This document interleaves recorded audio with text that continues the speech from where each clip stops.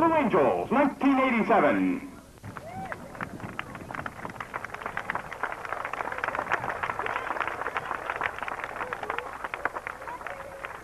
Flying Blue Angel number 1, the commanding officer and flight leader of the Blue Angels, from Portland, North Dakota, Commander Gil Roos.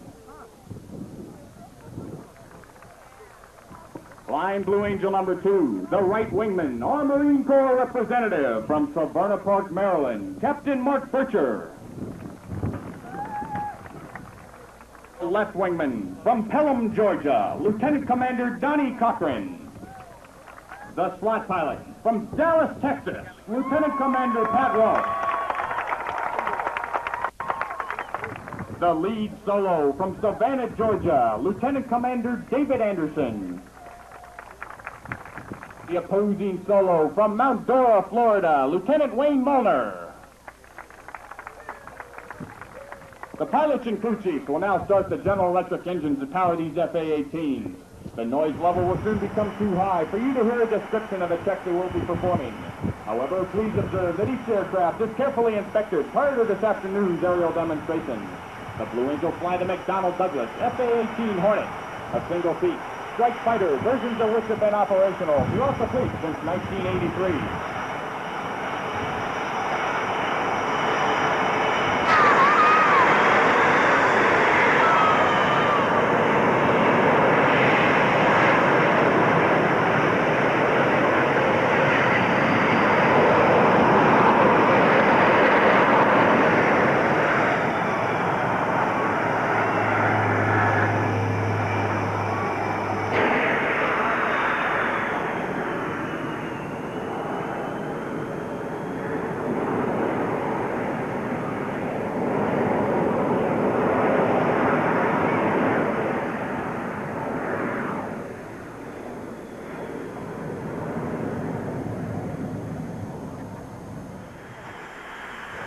Ladies and gentlemen, from the right, the Blue Angel Diamond is rolling.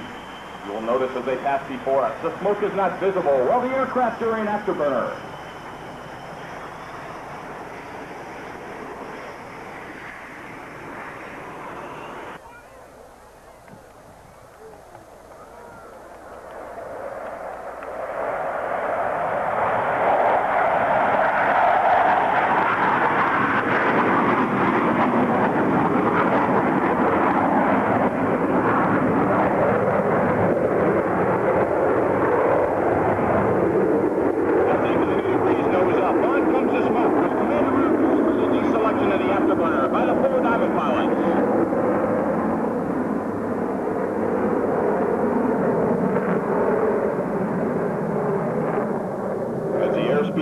The pilots experience 4 times the pull of gravity required to round out the backside of this looping maneuver.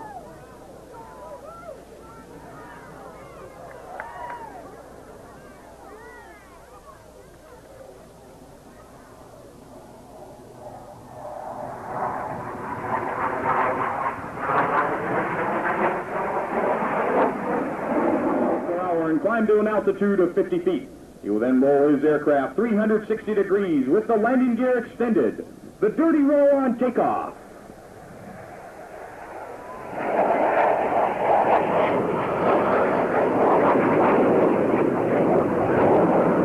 Blue Angel number 6 is rolling. He will execute a very low, precise transition and a low-altitude aileron roll.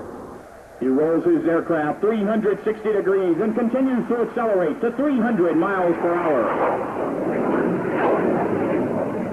Pulling back on the stick, he climbs straight up into the vertical.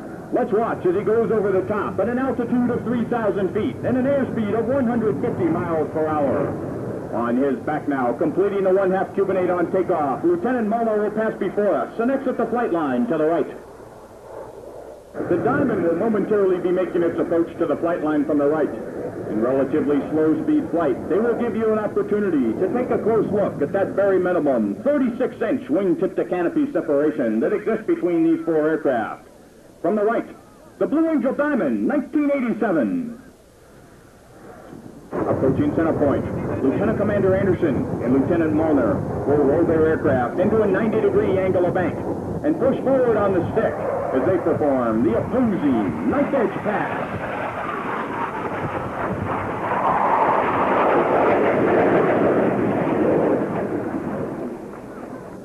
diamond is approaching from maneuver I'm sure is familiar to many of you who might have seen the Blue Angels perform in the past.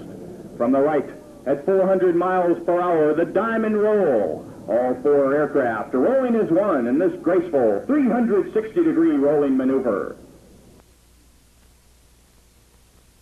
Over the top, you get a plan-form view of that tight Blue Angel diamond. Our two solo pilots are approaching the flight line once again, this time to demonstrate the inverted flight capabilities of these F-18s. The opposing inverted pass.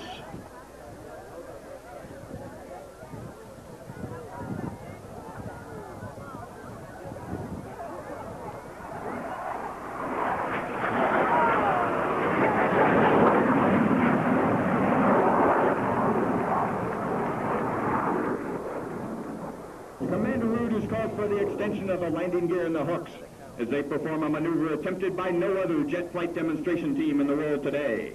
From the left, at less than 200 miles per hour, the Diamond Dirty Loop.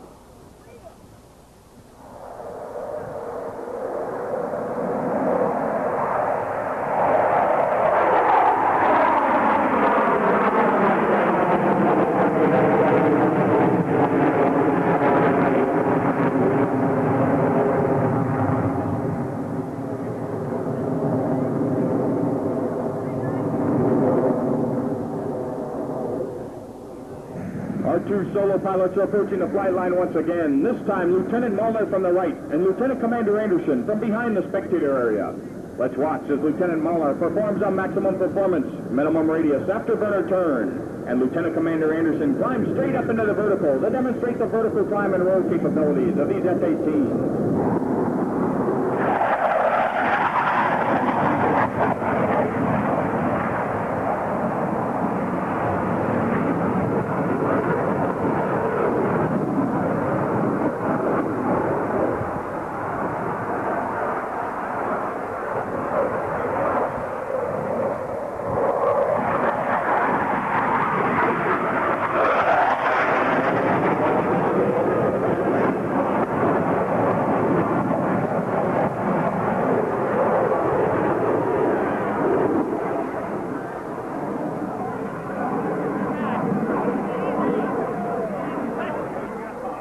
To the left, the four Diamond pilots are now shifting to a left echelon formation.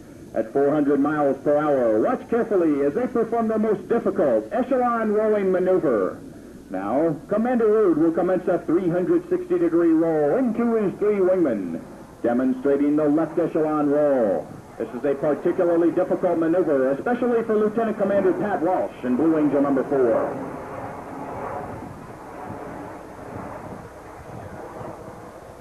We're speaking with Blue Angel Pat Walsh, and he flies in the number 4 position. Pat, could you tell us a little bit about how flying in that slot position is different from some of the other positions? You bet. The slot is the best position to fly on the team. First of all, we get a chance to see where we're going today. Because I'm back there in the hole, so to speak, I get a chance to back up the boss. I'm the safety, so to speak, for the formation. I get to check out the altitudes, the airspeeds, the placement for the different maneuvers. It's a position that provides the best visibility, so to speak, in the formation. Different positions on the team, for example, the wingman, the right wingman, who's number 2, or the left wingman, who's number 3, their job is completely absorbed with flying the formation. Solos try to accentuate the high-performance capability of the airplane, and their job is to demonstrate that in the early part of the show. And when the show nears completion, we rendezvous for the 6-plane Delta formation, where we all finish the show together. And the guy who's got the toughest job of all is the boss. He's the guy that has to sit there and analyze how the atmospheric conditions of that particular day are affecting his placement and his maneuvers. It doesn't mean anything to have a real nice tight formation if the maneuvers are so far away that people can't see them. A lot of things going for this airplane that the A4 didn't have, and we could talk real briefly about the flight control system. If you look at the wing, you'll see that you have a leading edge extension followed by leading edge flaps. Those flaps are maneuverable. In the A4, that was a hard wing. We had slats on the airplane that gave it better aerodynamic handling qualities at slow airspeeds, but those were bolted up for our purposes.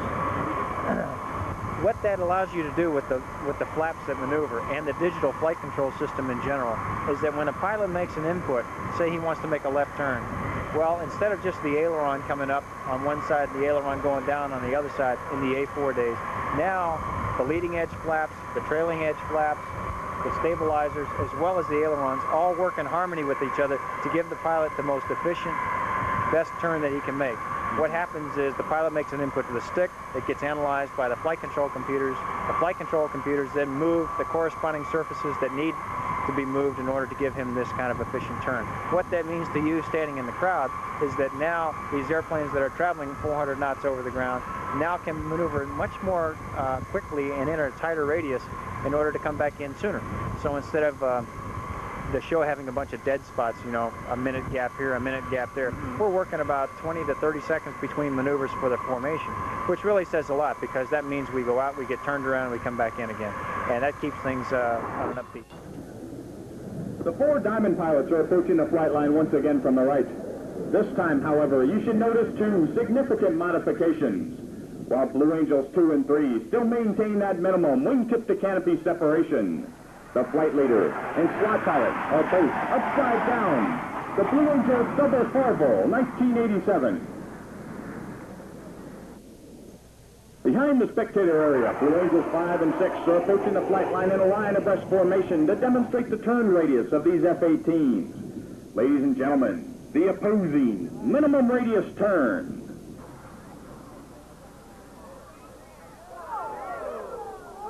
Let's watch as both pilots now sustain 6 times the pull of gravity required to cross their aircraft directly over center point.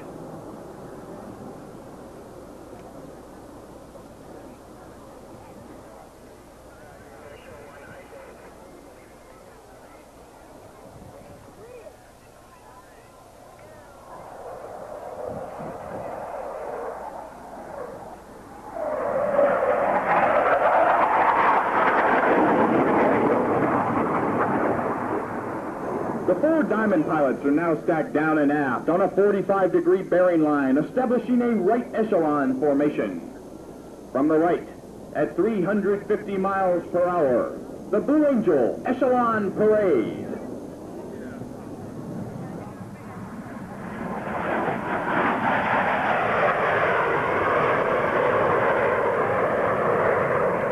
Setting up for their next maneuver, Blue Angels 5 and 6 are approaching the flight line in a line abreast formation directly before us. Approaching center point, they will roll their aircraft 270 degrees and cross over center point with minimum separation. Now let's go inside Lieutenant Commander Anderson's cockpit and listen to the radio calls he makes to Lieutenant Mulner. Ready, set.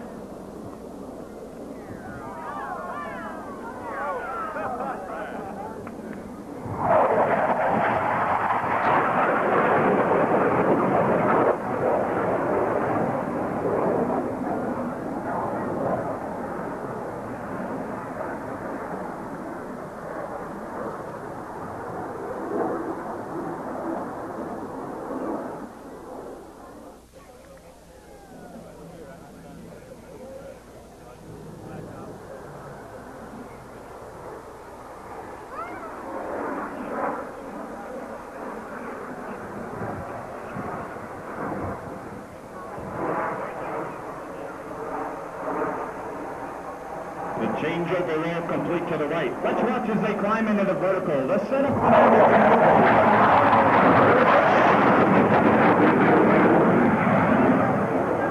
Now that Blue Angel number 6 has your attention, and you have seen firsthand the ability of a small aircraft at high speed to enter a target area undetected. Let's focus our attention high to the right as Blue Angel number 5 completes his rendezvous with the Diamond.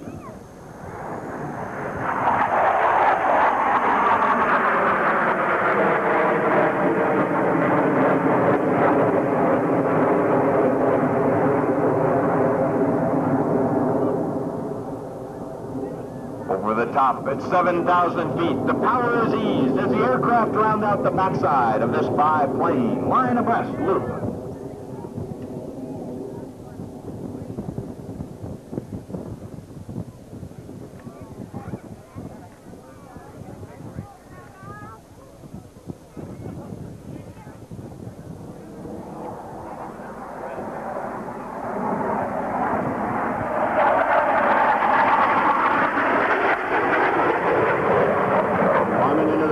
Commander Root calls calls for another formation change prior to detaching Blue Angel number 5. Let's watch as Lieutenant Commander Anderson executes a split S reversal turn back toward the flight line. He's setting up for his solo maneuver, the horizontal rolls.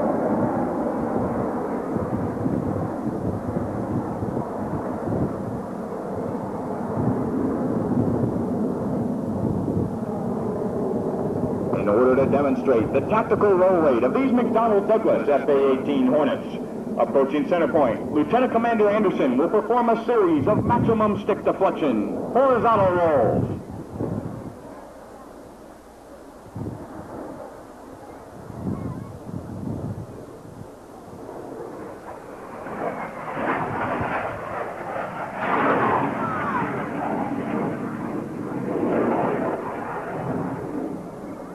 Ladies and gentlemen, directly before you, the Blue Angel vertical brake.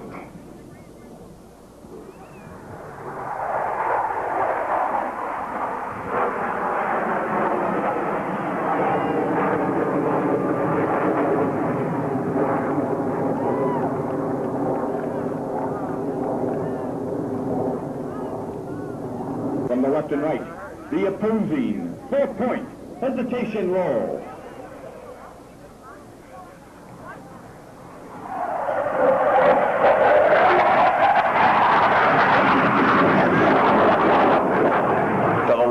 The 4 Diamond pilots are approaching for one of their more dynamic and difficult rolling maneuvers, the tuck under brake. Approaching in left echelon, each pilot will roll his aircraft 270 degrees in ripple fashion. Take separation. 3 join Commander Rude in the Diamond formation.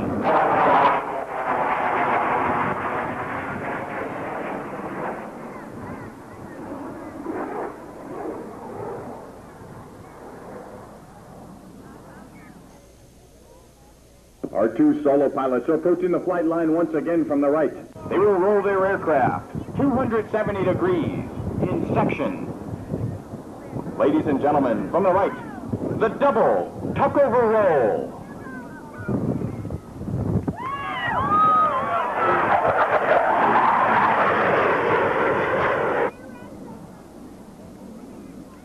Now, let's watch as Commander Rude calls, ready, brake.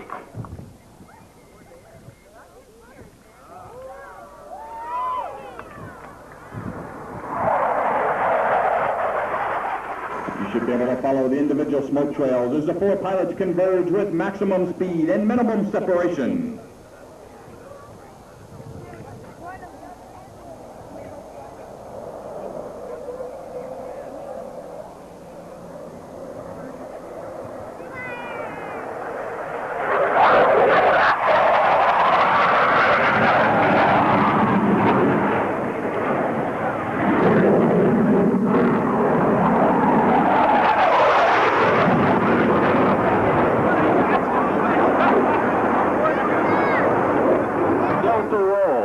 All 5 wingmen maintaining position on the leader as they roll 360 degrees over center point.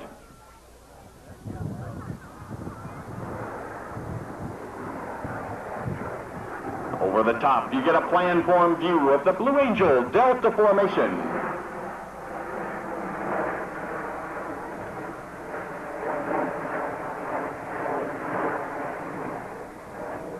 As they exit to the left, Commander Rude is elected to lead the smoke on so that we might see how he brings the formation back to the flight line.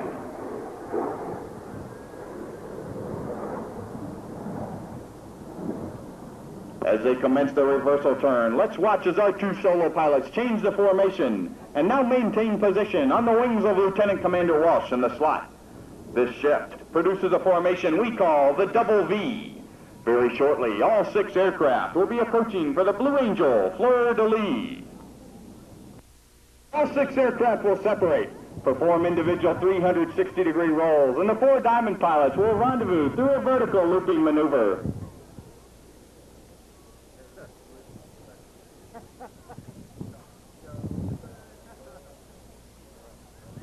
From the left at 450 miles per hour, the Blue Angel fleur-de-lis.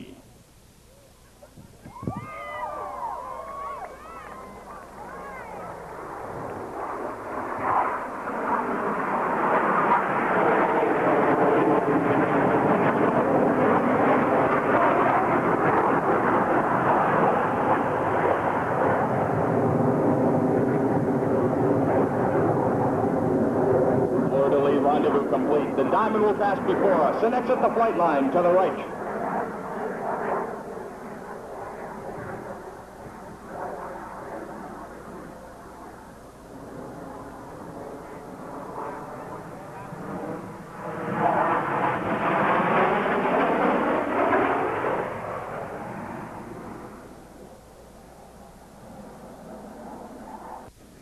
As the formation passes before us, let's watch as our two solo pilots rendezvous at the last minute as they go straight up into the vertical.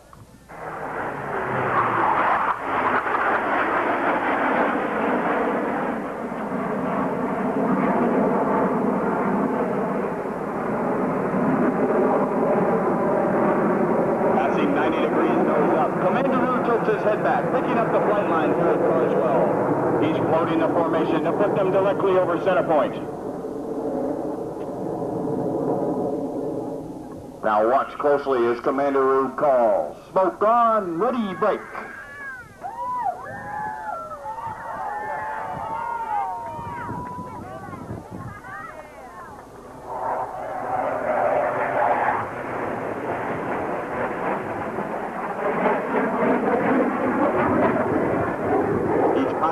Accelerate his aircraft to 500 miles per hour and execute a 1/2 Cuban-8 reversal turn back toward the flight line. Watch this next maneuver carefully. From 6 different directions, with maximum speed and minimum separation, they'll converge on center point and cross with a combined closure rate of nearly 1,000 miles per hour.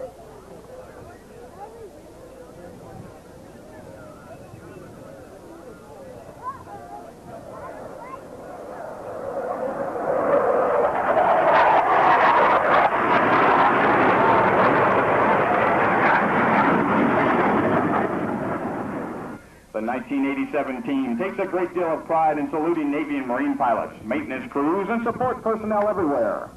The Blue Angels are very proud to dedicate our flight demonstration to the men who gave their lives for their country. From the right, in salute to the prisoners of war and those missing in action, the Blue Angels, 1987.